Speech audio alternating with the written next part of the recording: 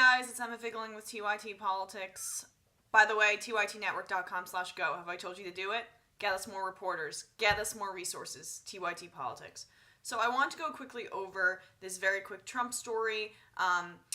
Trump basically said that he doesn't need daily briefings. So Donald Trump is historically idiotic. He's very smart at one thing, reading a crowd. He has the ability to understand what Americans are thinking, what they want, and he can judge a crowd and he can crowd surf for the rest of his life. He understands what's popular. He's a showman. But when it comes to the day-to-day aspects of being president, he's not very intelligent, and some of this is actually incredibly scary. So he said the other day, this is reading from a Politico article, that he does not need to receive the presidential intelligence briefing every day, suggesting in an interview that such briefings are repetitive, and he is happy to rely on those around him on matters of intelligence and national security. Meaning you're too lazy and you would rather watch cable news all day where they are talking about you and you can tweet angrily about them instead of actually doing the hard work of being president and protecting our country. Trump has been given the daily intelligence briefing just a handful of times since winning the White House last month, alarming some in the national security community. But those briefings do not always change day to day, Trump told Fox News Sunday host Chris Wallace in an interview taped over the weekend. And when he does receive the briefing, Trump says that he always instructs those offering him the information to contact him should new developments emerge. I guess you're a little too busy grooming your cotton candy hair to pay attention to the national security threats of the country.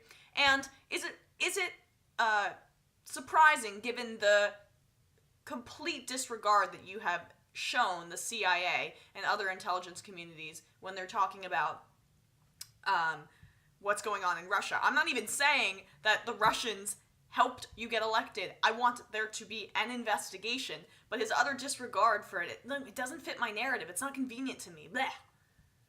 It just goes to show who he is. So, this is an exact quote from him. You know, I'm like a smart person. I don't have to be told the same thing in the same words every single day for the next 8 years. Could be 8 years, but 8 years. I don't need that, Trump said. But if something should change, let us know. So yeah, you don't need it. You think you don't need it because you're incredibly arrogant and narcissistic. But you know what people need? Their president to be prepared for anything and everything. And you are only focused on what you need, because that's what this whole thing is about, right? It's about you. It's about stroking your ego. It's about making you feel even better about yourself. That's why you ran for president in the first place, right? Do you really think you could do a better job for the country? If you actually did think, you would be hands-on with everything, but you're just a delegator, which is short term for I'm too lazy to do anything and do the actual hard work and the grunt work of being president of the United States. Oh my Lord. One of the most powerful people in this country who can't even be bothered to pretend like he's going to have daily intelligence briefings. At least Bush pretended to want to have intelligence briefings and tried to put on a public face that he was getting these intelligence briefings. But let's talk about Bush for a second. So remember that memo? Bin Laden determined to strike in the United States? Prepared by the CIA and given to U.S. President George W. Bush in August of 2001. What happened in September 2001? I've been told that we should never forget. Because I haven't forgotten. It seems like George W. Bush seemed to forget that memo, and it seems like Donald Trump forgot about 9/11. He seemed to have forgotten about Rudy Giuliani, but that's a separate issue. Giuliani will never forget 9/11. I don't know if you guys have heard that he was mayor at that time. I don't know if you guys have ever heard of that, but I'm on a tangent. So Donald Trump seems to forget that there was a president at the time who refused to read those briefings.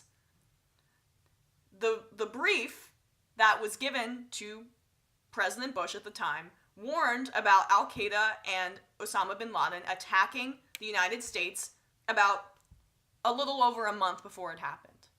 But Bush was too lazy to actually read those intelligence briefings. And look what happened. So continuing with Donald Trump, but I think he's Bush on steroids. In lieu of receiving daily briefings every day, Trump said that the retired generals he has nominated for his cabinet, James Mattis as Secretary of Defense and John Kelly as Secretary of Homeland Security, are being regularly briefed. As is Vice President-elect Mike Pence, who Trump called one of my very good decisions. So the best case scenario is that Trump doesn't get the briefings every day, and the worst case scenario is that Trump doesn't get the briefings every day. It's both, because if he doesn't get them, then he's woefully unprepared, but at least you have competent-ish people running it. But the downside is that competent-ish people are running it, and they're nuts. Like, you can think Trump's a crowd surfer that was just going to do what pleases the people and he wants to get reelected, and he's a reality show star that just wants to be liked and have people backing him. But the people that he's promoted under him and the people that he's appointed to these positions are insidious, are bad people. Mike Pence is a bad man, and he's no dummy. Mad Dog Mattis is a bad man, and he's no dummy. And look what we have. So again, best case scenario, Trump's incompetence won't ruin it, but worst case scenario is that their competence will ruin it, will ruin our country and send us to war. So who knows? But this is also why I like Bernie Sanders' strategy of public pressure on Donald Trump. Because the only thing that Donald Trump will listen to is cable news and are people criticizing him, or if he even listens to that, or are people praising him for certain things. So if he does something right, then we'll be praising him. Maybe he'll do more of that. That's the only hope with Donald Trump, is that he wants to be liked. That's the only hope.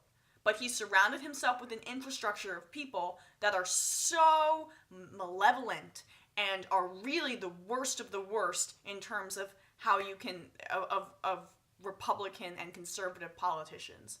Racist, xenophobic, in Mike Pence's case, religious zealots, war hawkish, warmongers, people that we never wanted to run our country once Bush came out of office.